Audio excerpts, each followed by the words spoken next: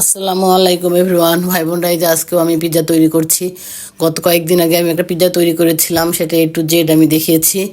তো আপনাদের যদি কারো ইচ্ছা হয় ওটা দেখার, আমার ভিডিওটা দেখে নেবেন, ইনশাল্লাহ আপনাদের হয়ে যাবে। আর এই যে আজকের পিৎজাটা আমি সব নিজে কমপ্লিট করে আমি প্যানে বসিয়ে দিয়েছি, দেখাতে পাইনি কারণ সময় কম ছিল এবং এত ব্যস্ত ইফতারির টাইমে, যার জন্যই আমি ভিডিওটা করতে পারিনি। তো এই যে আমার পিৎজাটা কমপ্লিট হয়ে গেছে, এখন আমি এই যে টেবিলে নিয়ে আসছি, পিৎজাটা টেবিলে চলে আসছে। এটা আমরা একটু পরে আজান দিবে, তারপরে কেটে আমরা এটা দিয়ে ইফতারি করবো সবাই।